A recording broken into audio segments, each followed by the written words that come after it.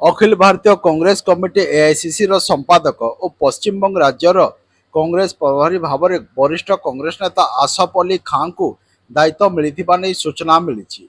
एने श्रीयुक्त खान शुक्रवार राति 9टा समय गणमाध्यम को सूचना देइछन्ति। सूचना अनुसार वरिष्ठ कांग्रेस नेता तथा रेड़ाकुल विधानसभा आसन पर गत 4 गोटी साधारण निर्वाचन में कांग्रेस विधायक प्रार्थी भाव में से निर्वाचन लड़िछन्ति। एसहित जिला कांग्रेस कमिटीर सभापति भाव में से कार्य कर सारी। तेबे तांकु दल यह गुरुत्वपूर्ण दायित्व देइथिबारु अखिल भारतीय कांग्रेस कमिटी सभापति को और विरोधी दल नेता राहुल गांधी को श्रीयुक्त आसफ अली खान कृतज्ञता तथा धन्यवाद जनाइथिबा नै कहिसंती। एतिसह एही गुरु दायित्व मिलिला परे से कांग्रेस संगठन को पश्चिमबंग समेत सारा राज्य एवं देश में सुदृढ़ करने कार्य करिवे बोली कहिथिले।